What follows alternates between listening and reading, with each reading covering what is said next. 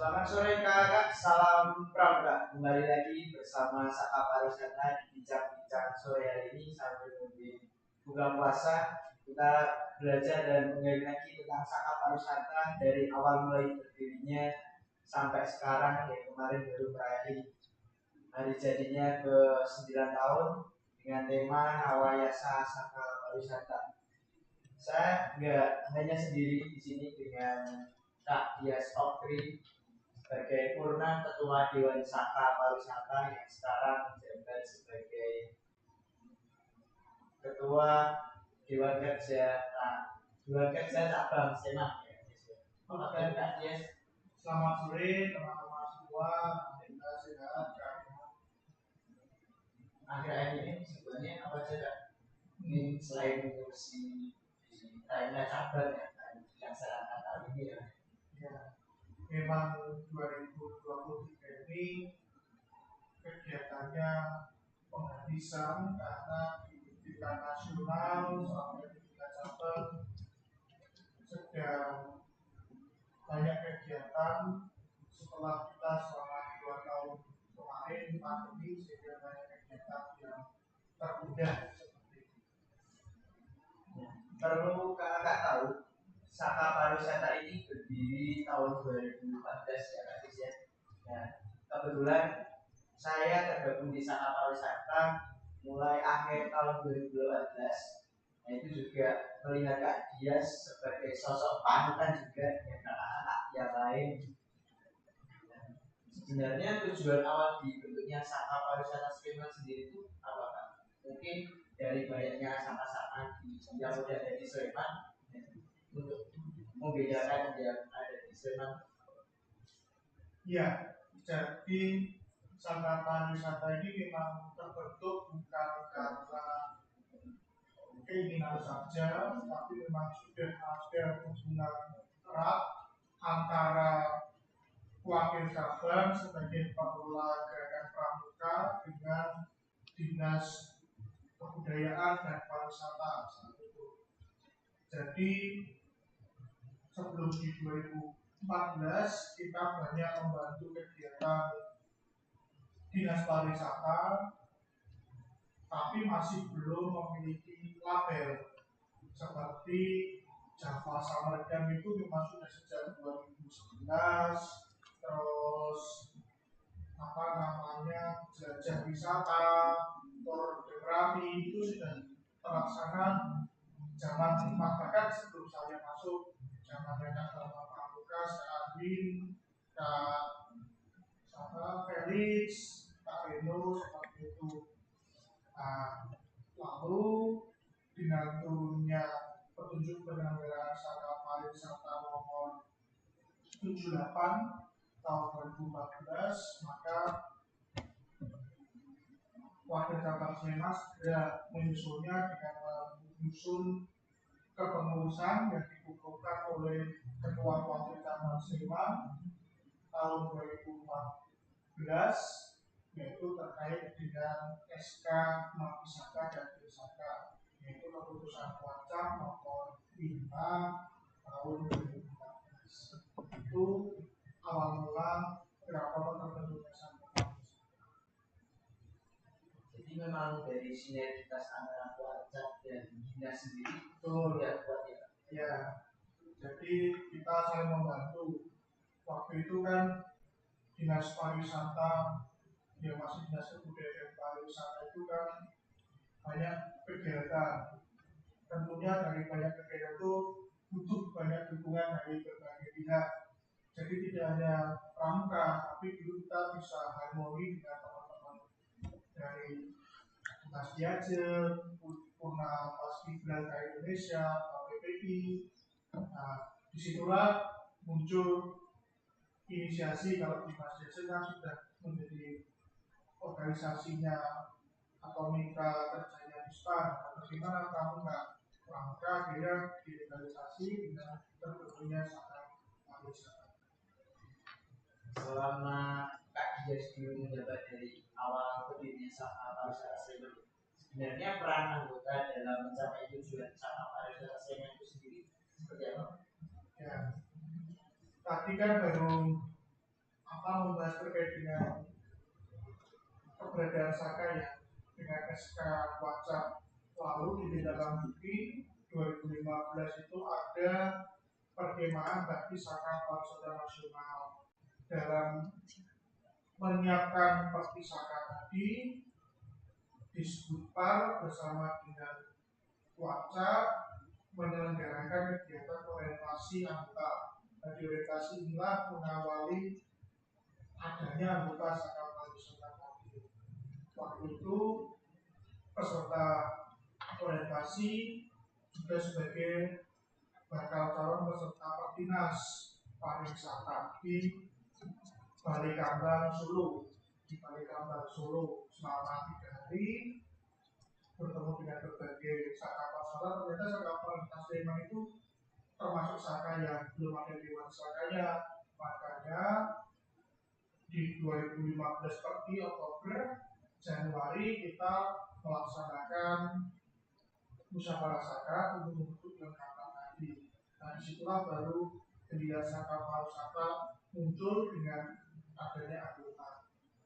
Memang karena Saka yang baru, di awal-awal anggota tidak langsung banyak dari seleksi. Itu yang mendaftarkan itu hanya kurang lebih 15 orang, tidak sampai 20. Dari 15 tadi dengan karena masa-masa awal memang masa penentuan, ternyata bisa terbantu di Rainula Cabang 2016. Dari situ Saka Pariwisata membuka open recruitment dan membuka stand pameran di Rainula Cabang sehingga pada recruitment yang selanjutnya bisa bertambah. Dalam perjalanannya kami pikir tidak ada hal yang spesial karena seluruh pengelolaan anggota itu sesuai dengan panduan yang ada melalui petunjuk penyelenggaraan. Nah, itu tentunya akan mempermudah kita. Jadi dalam strategi untuk membangun sebuah organisasi terutama di Saka Pariwisata, kami tidak mulu-mulu atau tidak aneh-aneh, yang penting sesuai aturan itu akan terbantu karena dijukan Saka hak, kewajiban, syarat umum itu sudah jelas. Nah, tinggal menambahkan karakteristik Sleimanan atau kejugjaan yang misalnya bisa kunjung minat bakat, terus karena kita banyak kegiatan di lapangan dan dalam tes fisik, nah itu perlu diperbanyak karena mengingat kegiatan kita yang cukup padat. Nah, itu yang menjadi pertimbangan kami. Itu Kak. Tadi Kak dia juga udah menerangkan begitu banyak hal dari sejarahnya Saka. Mungkin dari saya sendiri juga terbantu dengan adanya Saka Pariwisata Sleman. Saya juga belajar tentang event, cara menghandle event yang baik dan benar kayak gimana, jadi bisa diaplikasikan di desa maupun di Balikambang juga. Sebenarnya branding yang ingin dibuat oleh Saka Pariwisata Sleman di Sleman sendiri itu bagaimana? Ya, pada dasarnya satuan karya itu kan mitranya dinas atau mitra dari Majelis Pemilik Saka yang berada di lingkup pemerintahan Kabupaten Sleman. Jadi selain kita meningkatkan diri melalui pihak ini, nah kembali lagi kepada prinsip dasar atau bagaimana prinsip pembinaan seorang pramuka itu. Jadi branding yang kita kemas adalah 3 sebenarnya kalau digabung. Yang pertama, teman-teman di Saka Pariwisata bisa membina dirinya sendiri untuk belajar terkait dengan pengelolaan organisasi, pemasaran, hingga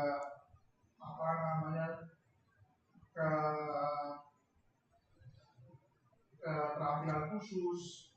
Nah, itu bina diri tadi. Yang kedua, harapannya teman-teman bisa bina satuan. Melalui satuan karya ini ya teman-teman belajar untuk mengembangkan satuannya, jangan hanya mendapatkan ilmunya tetapi tidak mengikuti atau mengikuti sampai itu sendiri, itu adalah sebuah kesalahan.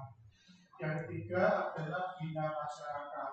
Bagaimana kita juga bisa bermanfaat. Manfaat itu tidak harus dengan kelihatan kerja bakti, kelihatan bisa ikut ronda, tapi dengan adanya kita membantu pelayanan atau memberikan pelayanan prima kepada wisatawan, kepada peserta kegiatan event budaya, nah itu kita termasuk dalam wujud berbakti membina masyarakat melalui jalur pariwisata.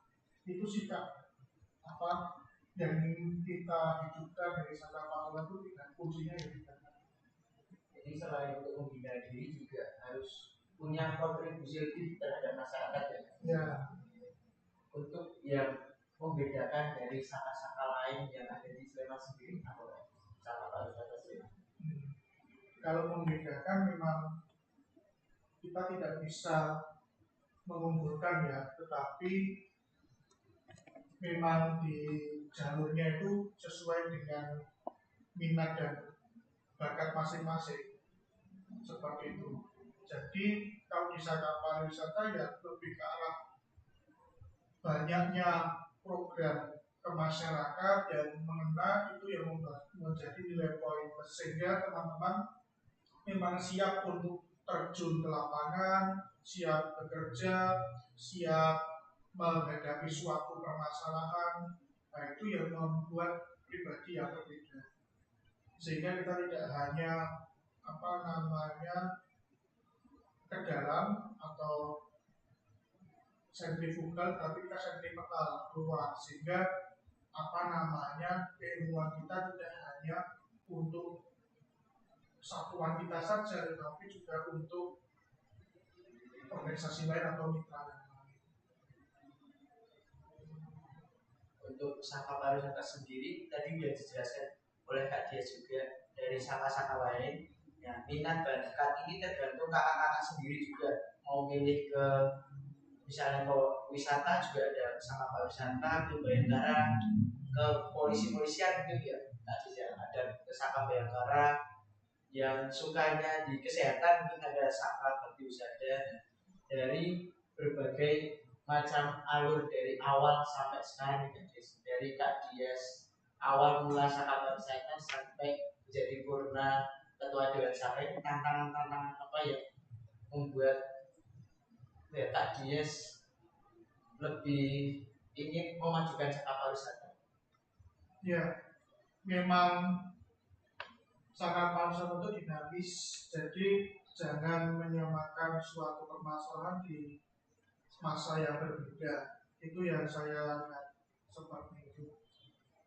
Pada masa awal-awal memang saka pariwisata ini lebih menjurus pada bagaimana menambah kuantitas anggota. Nah, tetapi di masa-masa yang sekarang kita harus merubah mindset tadi. Anggota sudah bisa kita raih kuantitasnya.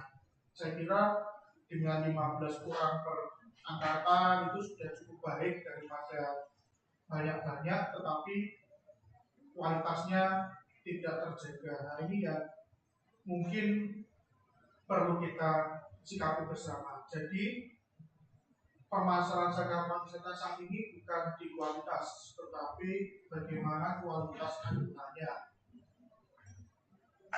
Nah ini yang harus kita lihat karena dengan adanya pandemi tentunya kecakapan umum lah, belum kecakapan khusus, tentunya pramuka di Sleman juga masih terjadi perubahan penurunan ya. Terus yang kedua dari segi daya juang dengan fasilitasi yang ada tentunya hal ini berbeda dari yang dulu itu yang fasilitasnya sangat minim. Bagaimana kita bisa dengan fasilitasi yang ada bisa mengoptimalkan sehingga bisa membuat kegiatan yang spektakuler. Yang ketiga adalah dari segi wadah pembinaan. Nah, ini yang memang jadi kita bersama, tidak hanya teman-teman yang di luar sekarang, tetapi kami juga yang sudah menjadi purna dewan ataupun anggota-anggota yang angkatan 1 sampai 7 lah misalkan bagaimana kelanjutan mereka besok. Nah ini kan belum diwadahi. Nah itu yang perlu kita pikirkan bersama, apakah mereka menjadi instruktur muda atau menjadi apapun, sehingga mereka tidak bingung saat masuk ke sektor pariwisata, tidak hanya menjadi anggota seperti itu. Tentunya mereka ilmunya akan berbeda, karena itu akan mempermudah nanti teman-teman dalam membuat sebuah kegiatan seperti itu. Tentunya jika melaksanakan latihan rutin seperti itu, harapannya kan tidak mengulang seperti itu. Ada materi-materi terkini yang dapat dibantu oleh teman-teman instruktur. Mungkin itu. Dari banyaknya tantangan tadi ya Kak Des yang sudah dilalui dari masa ke masa mungkin sampai angkatan 7 jadi bilang Kak Des tadi, pencapaian apa sih Kak yang sudah didapat dari awal berbiasa sampai mungkin angkatan 7 itu? Saya lupa saya terakhir di 2020 itu angkatan berapa. Tetapi pada dasarnya kita melihat sana pariwisata ini prestasi tidak harus dari segi perlombaan, karena memang tidak ada perlombaan khusus. Tetapi yang jelas pertama, Sakral Sleman ini menunjukkan konsistensinya selama 9 tahun berkarya. Nah, konsistensi inilah yang sulit dibangun oleh saka manapun, bahkan tidak hanya di Jogja, tapi juga di Indonesia. Banyak dulu saka yang mungkin dengan mewah, dengan gemerlapnya mereka di Pertinas 2015, yang waktu itu notabene kita belum apa-apa, sekarang sudah tidak ada. Nah, karena mereka konsistensi atau fondasi kesakaannya kurang kuat. Nah ini merupakan pencapaian bagi kita, karena mungkin saat ini saka yang terhitung mandiri, yang tidak hanya dikelola oleh anggota dewasa, itu hanya saka pariwisata Sleman. Nah inilah menurut saya rangkuman dari berbagai pencapaian, walaupun pencapaiannya masih banyak lagi. Kita ikut Pertinas, ikut pencapaian, terus kita bisa menyelenggarakan Pertika yang itu juga membangkitkan semangat perubahan bagi anggota pramuka, metode perkemahan yang berbeda, ada masuk kebudayaannya juga masuk, yang walaupun dalam tanda kutip kebudayaan ini lebih ke arah sana berbagi, namun ketika memang karena Nabi dan Bin Saka Widya Budaya Bakti belum siap mengcover kegiatan Saka Widya Budaya, ya sementara teman-teman pariwisata, tapi itu tidak masalah. Nah seperti itu kadang-kadang. Jadi, dan indikatornya apa? Kami bisa bilang teman-teman itu merupakan rujukan atau terbaik bagi Saka pariwisata Indonesia, dan teman-teman banyak dikunjungi, banyak dimintai konsultasi, kegiatan, dan sebagainya oleh Saka pariwisata lain. Nah itu salah satu indikator, walaupun itu bukan menjadikan teman-teman jumawa. Harapannya itu malah semakin berguna dan malu jika merosot prestasinya. Tadi Kak Dias juga menyinggung soal pandemi ya, selama 2 tahun kemarin daya juang kakak-kakak pramuka ini berbeda dari sebelum pandemi ada gitu ya Pak. Nah setelah kakak tahu pencapaian yang sudah didapat dari awal berdirinya Saka Pariwisata, mungkin ini semakin seru ya obrolan kita sore hari ini sambil menunggu berbuka puasa. Tadi juga menyinggung soal Pertika Saka Pariwisata yang sudah terlaksana 2 kali ya Kak Dias, terakhir di Bromo Milan. Itu juga saya juga kaget ya Dias, kenapa kok kemah sebegitu menariknya, ada lomba-lomba karawitan, kebudayaannya sangat kental di situ. Nah, Saka Pariwisata juga kemarin mendapat feedback positif dari bapak-bapak maupun yang bergiat di dunia pariwisata, kontribusinya mengembangkan Saka Pariwisata dan membantu berdirinya desa wisata Bromo Milan ya Kak ya. Nah, yang sekarang sudah menjadi kampung pramuka juga. Sebenarnya yang membuat Saka Pariwisata Sleman itu tetap eksis dan menjaga kualitasnya itu apa? Ya, kalau dari kami, bagaimana teman-teman mengingat bahwa teman-teman itu sudah mendapat nama baik dari mitra kita, dinas pariwisata, bahkan sampai ke mitranya dinas lagi, ada Dinas Diajen, Asita, HPI, terus PPJI, terus PHRI dan sebagainya. Nah, bagaimana teman-teman bisa mengembangkan itu, dan bagaimana juga PR kita adalah tidak hanya untuk Sleman. Oke lah, Sleman sebagai base utama kita, tapi kita punya Jogja, DIY. Nah, ini yang saya kira masih perlu effort lagi untuk membangun kepercayaan ke tingkat daerah. Nah, karena dinamisnya birokrasi menyebabkan kalau yang di daerah itu kepengurusan juga dinamis. Dan bagaimana kita juga bisa menggandeng teman-teman Saka Pariwisata lintas cabang untuk bisa bersama dengan kita. Tentunya kalau hanya Sleman saja kurang optimal seperti itu, karena Saka Pariwisata ini kebetulan pas jika di Jogja. Bagaimana kita bisa membantu kegiatan dinas, bagaimana kita bisa belajar, sehingga ini salah satu momen pengembangan kapasitas masyarakat Jogja terkait dengan kepariwisataan melalui Saka Pariwisata. Nah, ini yang harus kita pikirkan bersama. Nah, tadi juga Kak Jess menyinggung soal gimana belum ada Saka yang seperti Saka Pariwisata bisa berdiri dan konsisten sampai 9 tahun ini ya. Nah, sebenarnya saya juga masuk di Saka Pariwisata kaget dengan sistem yang ada. Sebenarnya kalau di Pramuka itu seringnya dapat yang kurang enaknya. Ya, awal masuk Saka Pariwisata itu langsung terkagum dengan orang-orangnya ramah-ramah dan welcome semua dengan orang-orang baru gitu kan. Nah, cara membuat sistem yang baik di Saka Pariwisata sehingga bisa diterapkan sampai sekarang. Ya, kita konsisten dalam menjalankan tanah adat yang sudah kita buat, itu kuncinya. Dan